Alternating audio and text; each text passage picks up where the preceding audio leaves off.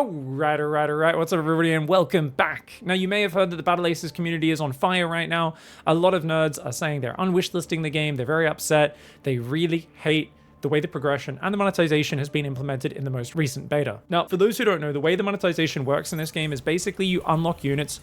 Let's click here. I want to unlock the sniper. It's going to cost me 700 war credits, right? That is a resource which, you can see I've got 160 up there. You used to get a few of those after every win. You no longer get those from winning games.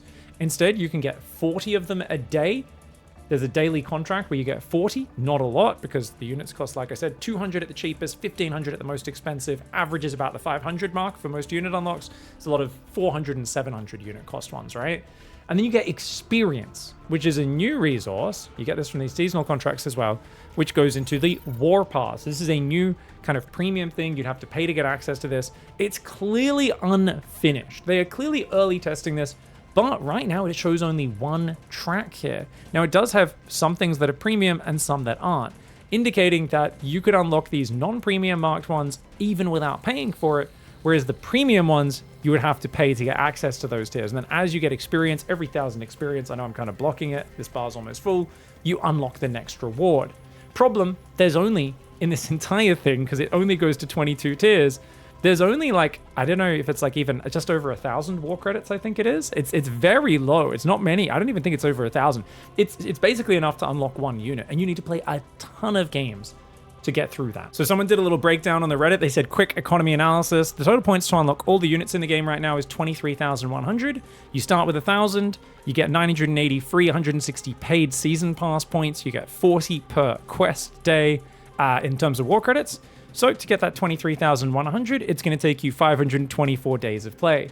Now, obviously, that's a bit extreme. Obviously, the season pass isn't finished right now. There would be more of a season pass, and I don't think the system's well thought out. But it goes to show that in this beta test, it's so aggressive with the progression being so slow and gating so many of the units behind that it is just glacial. Unlocking units, I've already had so many people flooding me in my Twitch saying, which unit should I unlock?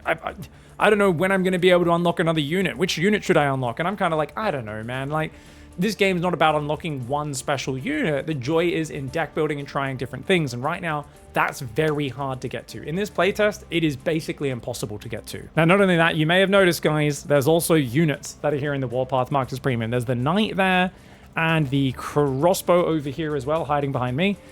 So these are two units which it seems you can only get on this premium track. And that immediately scares the heck out of everyone, because that seems to indicate the devs are thinking of making units paid only, exclusive paid units with no free path to access. Now, the devs have stated multiple times, I've asked them directly, they've been asked directly about this, and in the past, and they've said, oh, ideally, there will always be a free-to-play path to unlock all units. But they're very careful with their wording. They always say, ideally, there will always be. They haven't set it in stone. Now, to be fair, obviously it makes sense. They've got to keep their options open in case they need to do that. On the other hand, as consumers, I think all of us and fans go, ooh, that's scary, because that means you're keeping that idea open. And that's kind of a Rubicon moment in RTS, a moment where you cross over, you know, your Caesar going back to do a bit of civil war. You're crossing a line that's going to change everything. It's a huge departure from all other competitive RTS, and something that the RTS community and Battle Aces hardcore fans are up in arms about. People argue it's pay to win. Now, the devs argue this isn't pay to win, because there will always be many different counters, and they plan to design the game so even at top level, you should be able to compete with starting units. Now, keep in mind, that's something that I believe David said, but he said it very tentatively. He's like, well, I'm not sure if I'd use the word pay to win, because like we do really want the game to be very well balanced and stuff. But as you can imagine, the community was very upset by that. People don't like hearing this because they feel like, look, at the end of the day, you can design the game as well as you want. But let's be real, if you're releasing new units and they're not powerful, who wants them? Well, everyone does. It's still a new tool. Of course, you still might pay for it. You still might enjoy it. But if you're making them even just as strong as the other units, you're getting extra options. And in an RTS, having extra options that other people can't get unless they pay for it is quite big. And you can imagine how over time, if the game's releasing new units, they're aiming for every month and a half, have a patch, big balance patch, and release 2 new units, which I think is a great cycle for a game like this. Really freshens up the meta, adds new balance changes, adds new units. At the end of the year, I mean, that's a lot of units. Now, obviously, it might be the older units get discounted and get thrown into packs, or maybe they open up after a period of time to free-to-play. But the fact that hasn't been guaranteed, you can imagine people's minds are racing and going, oh my God, so you need to get in there and pay $500 to catch up? Like, how are you going to catch up and get these units? At some point, is it going to be a game that's just too expensive to play?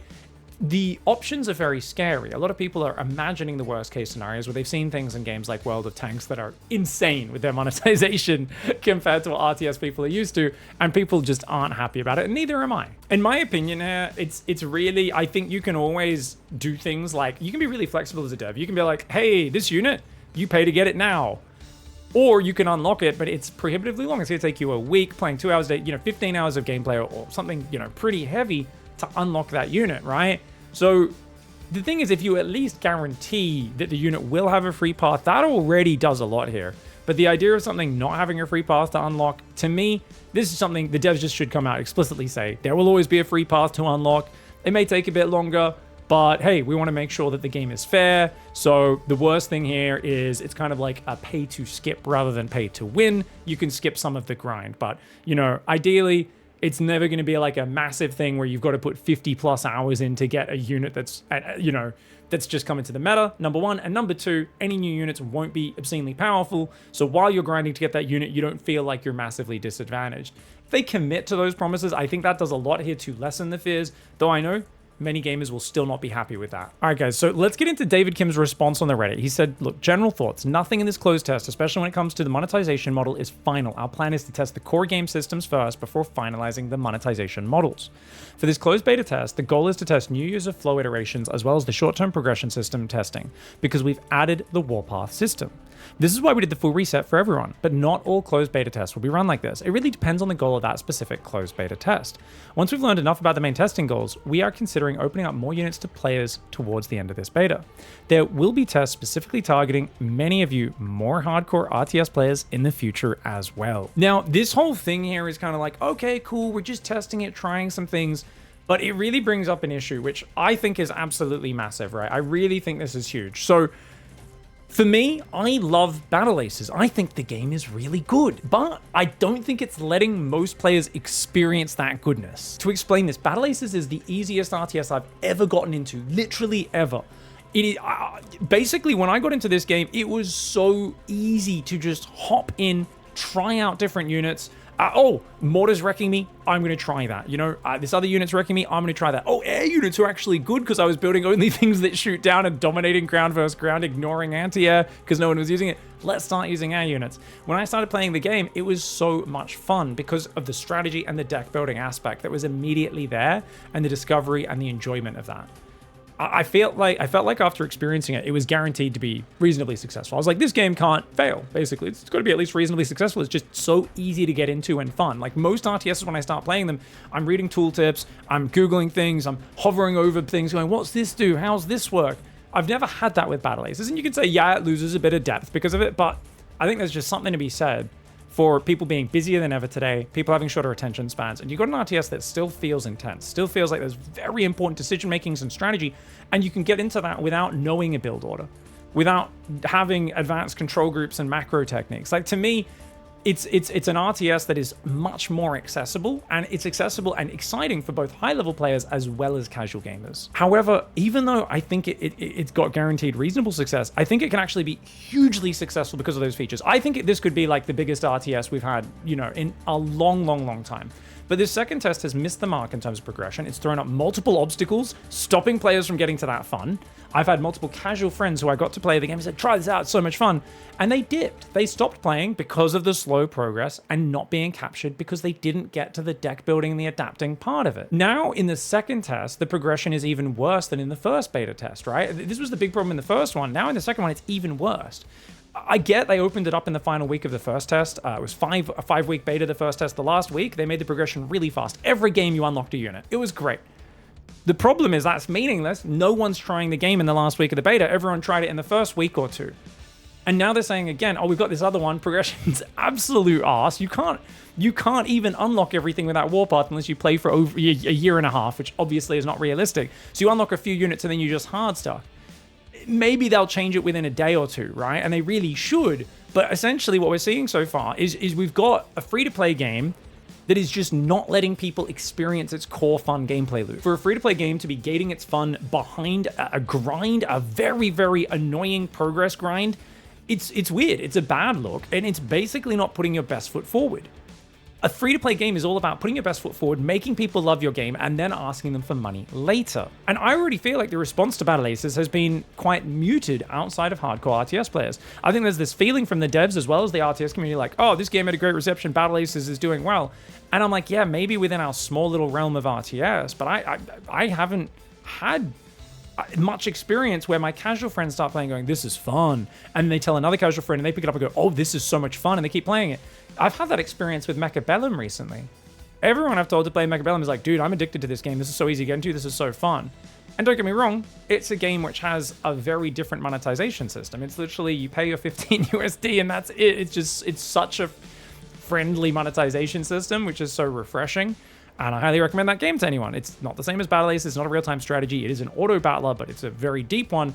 And it's just been like, that's the experience I look for. I had a casual friend telling me to play that game for a year. If you're looking for that big mass appeal with a free-to-play game that's looking at, monetize from a wider audience than just hardcore RTS players paying their $60 and then never buying anything in your game ever again, you want to have that word of mouth spread. And that's what I think these beta tests are not only not helping with, but I think they're actively hurting, because you're going to get people to try your game once, maybe twice at most. If you don't capture them, then they will probably be gone. So the more people you open up these beta tests to without actually letting them play the core gameplay loop, you are turning them off and you are hurting your own word of mouth viral spread, your own kind of, on the ground grassroots marketing. I think it's okay if the devs do test these things. Like, we've got to do a hardcore couple of days monetization and progression test, but they've got to really have a warning like, hey, this is a short test for 2 or 3 days, just testing short-term progression and monetization. But like, if you look at it and you just go, hey, you can only unlock a handful of units, and we've got like a 2-week beta test, you're like, well, people are already tapping out on day 1 and day 2 because they're like, oh, I feel like there's not much else I can do.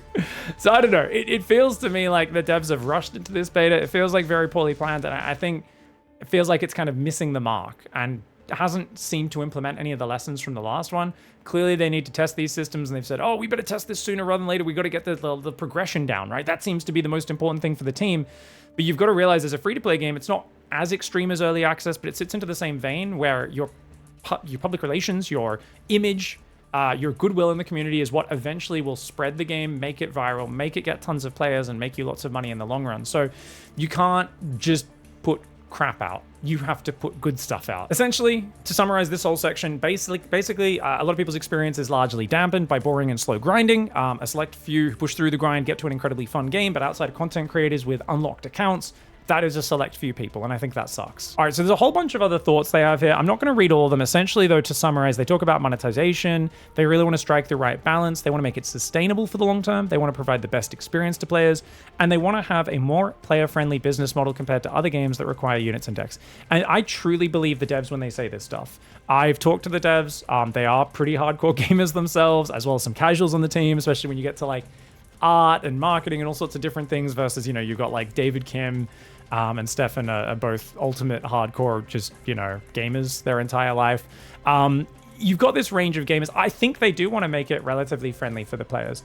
But I also think there's something worrying here when they say compared to other games that require units and decks. They talk about unit deck packs and they say, look, there's different ideas. Maybe we could have a specific deck pack at launch, or maybe there's a yearly unit pass that grants you every unit for that year. So these are a way of basically just buying the game up front rather than, grinding through or something like that. So maybe there are essentially some, I can just pay for this year's of units. And it's almost like you're buying an expansion each year. And that's like a way to give an RTS audience basically the system that they're used to, which is pay for game and then keep it, what about a launch unit pack that gives all units at launch? None of these are final. We're just brainstorming possibilities. We're just trying things out. They keep mentioning this as well. But I like I said earlier, I think they do need to put some guardrails on what they can do and really start to hone in and clarify on it. Or, to be fair, we wouldn't be so angry about these different modes if the progression just wasn't so incredibly slow. I think if most people could just play the game and unlock units reasonably quickly right now, or at least the first 4 or 5 units, 6, 7 units reasonably quickly, and then have it slow down gradually. But because it's just been such a snail pace unlock from the start in the first one, and it's even slower in this one, It's crazy. Like, people are just like, really? Like, this is going to take forever, man. So I think that's exacerbating why we're so angry at this as well, where it's like, sure, maybe you are just trying these things, but the fact that you're trying different monetization and experimental things that are a bit out there, like premium units locked behind a paywall, and you're also limiting our progress to make it seem like we're going to be forced to get those things, that's what's scary. They've said, look, a lot of these have discussions where we need to land. We can't have everything free. The more you pay, the stronger you become. We can't have that on the other end as well. We don't want, you just pay and your units get 10% more damage. We want the least offensive model. That's being said, what's made me sad during previous games I've worked on at various companies, if a game doesn't generate income, the dev team gets dissolved and we as players stop getting content updates. We can't enjoy the game as much as we could. Obviously, just giving us insight into the balancing act they have to do as devs. But unfortunately for you guys in the dev team, that's not going to get you a lot of sympathy with gamers. We are an unfeeling lot who demand. We are the children. We just like, give us food. And it's fair, we are going to be ending up paying for the product. Similar games and their models. So this is an RTS with a big emphasis on units and decks. Many deck building games have elements such as random unit card packs, and the goal is either get lucky or buy enough card packs in hopes of getting the actual cards you want. A second example is there are multiple layers of in-game currencies and complicated methods of acquiring the specific unit or card you want, which could make more money but add confusion to players. Another common method is directly spending money to make your units or decks straight up stronger. The more money spent on power, higher the rating and rank you'll achieve. Our stance is that we'd like to go much less aggressive than most similar games out there. And they're just saying, look, there's time, we're not finalizing a decision, please help us out, be patient, essentially, that sort of stuff. Essentially, this whole section really interests me because it brings up the challenge of making an RTS in 2024. Talking about, okay, we need to make sure we can actually, make money and keep developing the game so we can, actually keep developing and not abandon it like a StarCraft or something like that, right? Why the heck don't we get any RTS anymore? Like any huge RTS? We have a lot of RTS being developed, but a lot of small, indie, medium scale RTS. The fact that Stormgate was such a big news-grabbing item because they got $35 million in funding, which is absolute peanuts. $35 million funded in what, 2022? Compared to $100 million, the reported amount for StarCraft 2, which, by the way, I still think was over $100 million for StarCraft 2 back in 2005 to 2010. I mean, these are massively different, different scales we're talking about. And the fact that Stormgate was the big game with the big funding, right? Not really. And you got to realize that most games are being developed much smaller. And whilst we get a lot of cool RTS, and I stand by, I think we get a lot of cool strategy and RTS games, we don't get big ones with $100 million plus budgets anymore because RTS is one of the few areas of gaming that works within an older culture when it comes to monetization and purchasing games. We as RTS gamers, we like to buy a game and then own it. I like to buy games on good old game, GOG. Do you guys like to buy games on GOG? I bet you do rather than Steam, because you know why? Even though technically you don't own the game, they give you a nice little file that you could just put on your hard drive, install it, give it to a friend, they can install it. It's just lovely. It's so nice, right? We don't mind paying extra for a DLC pack. We've opened up to that, as long as it's not like you release the game and then a week later you're like, oh, by the way, if you actually want access to all the maps, you'd pay an extra $20 even though you just paid $100. Call of Duty. Man, I remember when they first pulled that, I was like, I can't believe it. Like, just clearly holding back base content and then selling it like a month later. Like, that's scummy. But outside of that, we don't mind paying for DLCs. I think there would be many people that argue we don't buy many items or cosmetics in game as RTS gamers. I think that's the perception. I don't know the numbers. You would need to check player base and ratios for that. It might just be something where people go, well, because the games that have done it, like StarCraft 2 started selling things in-game well after the game was past its heights, mostly in Legacy of the Void, maybe in Heart of the Swarm, some skins and stuff started going up, but it was mostly Legacy. StarCraft 2's player base was, 10% or less probably of its initial peak. So was it per person actually decent or not? I don't know. If you guys know any numbers on that, let me know. Link me down in the comments. I'd love to see any info you guys can share on that or any statistics. I think the bigger thing is we strongly mistrust free-to-play, right? Every time the game comes up, it's free-to-play. Anything that is adjacent to the aggressive monetization that is so popular in mobile games, as well as pretty much every other gaming genre these days, RTS gamers are very skeptical of it, we're afraid of it, we don't trust it, we don't like it. It turns out all the big investors in games, though, they see similar profits in RTS to making an indie film or giving money to an artist, basically flushing money down the toilet, or maybe you'll break even or make a little bit of money back. When they look at a mobile game, they go, that's like having a casino. People step into my store, they give me a dollar, I give them 50 cents back, and they leave, and for some reason they're happy. Like the amount of profit from mobile gaming is crazy. And did you guys, I don't know if you guys know this, a lot of gaming companies, like casino companies that make slot machines, a lot of them have actually bought up a lot of the companies that own and run mobile games because they've realized it's part of their natural portfolio. Like, I remember, I think it was like Aristocrat have Raid Shadow Legends and Plarium and all that stuff now is a big Australian, casino kind of gambling conglomerate.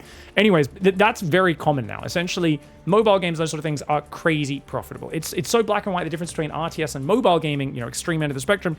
You can see how even less greedy game devs would want to move at least a little bit in the direction of mobile gaming. Obviously not all the way, but even a little bit. And as someone who actually wants RTS to be huge and get big budget, endless badass games, there's a part of me that's like, yeah, let's actually monetize a bit more aggressively. Like, it would be nice if as a community, a dev didn't say, oh, we're going to be free to play, and everyone didn't like jump down their throat immediately. Because there's always so many commenters like free to play garbage, And I'm like, we shouldn't be like that. On the other hand, there's justified skepticism for a reason, right? Like I would prefer probably to pay $300 for a StarCraft 3. I don't know about you guys. I would personally love to play $300 for StarCraft 3, right? I think, I used to pay $100 20 years ago for games. This is Australian dollars, maybe a bit, $220 in American or something like that. I feel like we pay less compared to what the money's worth for games that are bigger and better produced these days. And I kind of wish we could just pay more up front, especially for games that I'm going to get so much hundreds of or thousands of tens of thousands of entertainment out of. I wish we could do that. I know that's not viable, so I get more microtransactions, skins, easy to produce items in a game that can massively push up profits without taking so much dev resource time. And that funds you patching the game and supporting it and adding new maps and adding new modes and all that sort of stuff. And I think that would create more competition in RTS if we could have more games that were just pushing through microtransactions and frequent items and sales. On the other hand, I'm disgusted when I look at mobile games. I look at mobile game monetization, I'm like, what the hell? How does anyone put up with this garbage? I actually love trading card games, but I have to admit they have a huge gambling aspect with the way their random packs work. It absolutely tickles the gambling part of my brain where I go, oh, what am I going to get whenever I'm doing a pack opening? I see people paying $5 per shot for, special armor-piercing ammo in like a World of Tanks style game, and I'm like, well, that's just ridiculous. Like, you'd pay $5 a shot to just win the game. Like, this sort of stuff is ridiculous. I'm like, please keep that entire section of BS away from RTS. Don't let that in here. For whatever reason, that stuff has become so normalized in other game genres. Over the years, their culture has changed, and everyone just accepts it now. Like, there's a few people who still go, oh, this sucks, but like, it's a lesson. People have been worn down, and that somehow hasn't happened in RTS. We're a bunch of like old men and ladies here we're in our shield wall, and we're like trying to hold back modern gaming monetization practices, whilst at the same time lamenting that we're not getting big budget games produced in our genre. And it's a catch-22. I don't think there's an easy answer here, because I'm not saying, oh, we should just let them do anything. Let's not complain about anything. That's bad too, right? That's bad too. So this video, I guess, it is now becoming, it's not just what is their problem in the Battle Aces devs for Uncapped as I spit on my microphone. It's also, this is the problem we're facing as an RTS community, where we want more bigger games, we want bigger investment, but we also don't want to let our guard down too much. And we're kind of, at the moment, I think, for me personally, I'm trying to toe a line where I'm like, I'm welcoming microtransaction, sell items and things. And I think most people at this point are saying sell items, sell cosmetics, just don't affect the gameplay. Personally, I go a step further. I think you can have a premium unit you instantly unlock, whereas it's going to take a player 10, 15 hours to unlock that unit. 10, 15 hours over a month and a half, yeah, it's a bit annoying, but as long as that unit's not clearly overpowered, it's not the end of the world. Like, I'm okay with that. Some of you won't be. Some of you will be okay with it. So yeah, why not? If it's free, you haven't played anything for the game, why not? You just have to spend 15 hours a month grinding or whatever it is to get that, and you still feel like you're playing the game, and it's not like stopping you from getting to the core fun. You're not playing anything for the game, paying anything for the game. Why not? You can just pay, your $20 or whatever it is, $30 to get the unit instantly. Hey, that seems fair. So this is obviously where I'm torn. I want the devs to monetize the heck out of the game, be successful, let me give you money, make profit, keep adding units, patching, make it a fun, vibrant scene with a constant changing meta that's adapting over time. On the other hand, I know it's a slippery slope. I do trust that the devs have good intentions though. However, I also think from what we just read about their notes, I think from everything they communicated, they seem to be copying a less aggressive Clash Royale approach. And the problem is that Clash Royale is incredibly grindy. Like, even if you spend money on Clash Royale, you can spend an obscene amount of money getting nowhere near maxing an account. Actually, let's look it up. Let's see if anyone's done the math. All right, guys, so we've opened 2 different threads here, one from a year ago, one from 6 years ago. This one calculates it to be roughly 16,500 USD to max out a Clash Royale account. This one from 1 year ago estimates it to be 14,500 USD. That's a bit too much. So I think when we compare to that, you got to go, okay, look, Clash Royale is crazy. That's mobile game monetization. And it's okay in that environment, you know, they put up with it. But I think the clear resounding message from RTS gamers here and for me is like, you can do a less aggressive version of Clash Royale and go, but look, we're better than Clash Royale, but look, we don't have randomized pack openings like in card games. But like, there aren't thousands of cards. So the trading card game is not the same. You're dealing with RTS games who are just, I don't think, ever going to accept the random unlocks, number one. But really, with a game like Clash Royale, like, you can take inspiration from some things they do, especially when it comes to cosmetics and certain things. But I think you need to be like 2% as aggressive as they are with their monetization. Like, you know, like, I don't think you can be anywhere even in the same realm. Clash Royale is a fun game that's surprisingly good. And do you know why it's surprisingly good? I played it for a lot. I played it for like a full year, guys. Trigger plays it a lot still. It's competitive. It's quite competitive. It's quite strategic. There's a surprising amount of skill for a game that you play whilst taking a crap. If it was on PC, it would not be a great game, right? It's good as a mobile game, and it's actually one of the best mobile games I've played. But part of what put me off was like, they're just like, I was like getting close to maxing a lot of my levels, and they're like, by the way, everyone stopped paying for stuff because they've all leveled their stuff. New level 15 came out, and it takes 1,000 times longer than it took you to get to level 14. And now there's a second evolution on each of the units, and you're like, oh my gosh, like, it's insane the level of grind they put in there. And for many of the players, I think that's part of why they play the game, is just to like slowly over thousands of hours fill up their progress bars and get there. This just doesn't vibe with PC gamers. You need to not just be less aggressive than Clash Royale. You literally can't even be in the same realm of existence. It's not going to work for RTS gamers. I do believe people will pay more for skins and cosmetics in Battle Aces than Clash on average. I think if you gate the gameplay and strategic options, though, behind too much grinding, I just can't see it succeeding, because you're not going to have enough players who are then willing to buy cosmetics and skins in the first place.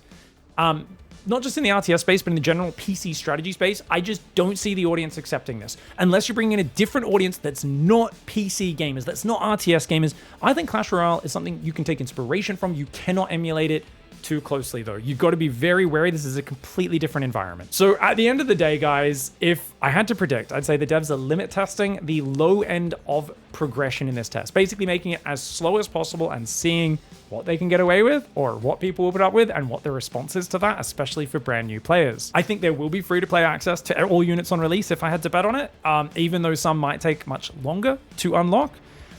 It would certainly help if they just said that outright and stopped everyone worrying about there being units that are paywalled. It would also really help if in the next beta test they actually made it so you can get hooked on the core gameplay, make the first 10 units unlock so much faster. Just make the first units unlock, like give the player freedom what they're unlocking early, get them hooked. You can get them to grind later, but you've got to have the choice of, ooh, I want to swap out my ballista. Don't even get me started on the ballista. Why are there's starter units that are comically bad? I get you want the feeling of getting a better unit so it feels good, but it's comical. The difference between the hunter and an actual good tier 1 anti-air unit, the ballista and like a shocker or something that actually... I was fighting against someone who went mass ballistas today because they had the starter units. You know what I beat the mass ballista with? Similar resource cost? Gunbots. Gunbots are a small, light unit that's meant to get killed by splash damage. Ballistas are a splash damage unit. The gunbots, I just spread them out a little bit and they destroyed the ballistas. Like, the ballistas don't even win in their counter situation. They're such a terrible unit. So you've got starter units that absolutely suck. I'm just ranting now, sorry. Back to the point. My point is, give people access to unlock units faster early on. Get people hooked on the core gameplay. And don't wait until the end of a test to give people access to the units. I think this giving people access to the units at the end of a test isn't going to help with people's first impressions. At the end of the day, Battle Ace is a lot of fun and could make history as an RTS that is truly accessible to a much wider audience. That's what I believe from my first experiences playing the game. But all eyes are turned to watch the devs' next step, to watch what Uncapped Games are going to do with all of this feedback from this test. Will they make a hugely successful game, but alienate the core RTS audience in the process and find this entire new audience of casual gamers and different gamers from different audiences that come in, and it kind of becomes like an alternate RTS, and the hardcore RTS players all go back to StarCraft and Age of Empires and whatnot? Will they ruin their reputation with RTS and it'll destroy their marketing and get negative word of mouth spreading before they even get started? Or will they hear the feedback, lay down some strict guide rails for their future monetization, speed up the progress, and let people get to the core fun of their free-to-play game before asking for any money, before putting obstacles in front of people and saying, pay money to remove obstacle? Let me know what you guys think in the comments, if you think any of those are true or your own theories. I actually really look forward to reading them. This is something I haven't talked about before, is monetization in games. I had a really depressing stream yesterday going like, everyone's angry, what's going on? Oh, I think I'm angry too, and I've been thinking it through and ranting about it on stream and discussing things with all sorts of different people. So I hope this summarized not only my thoughts, but reflected a lot of the community thought. If you think I missed anything, let me know in the comments, and we will be following up if there's any big news in the future. I still have a lot of hope for Battle Aces to be a great game. I just think so far, these public betas are being used as basically just them to test some systems, and they're really not showing off the game nearly as well as they could. So please show off the game, let other people see how good it actually can be. Thanks so much for watching, everybody. We'll catch you guys next time. Goodbye and good night.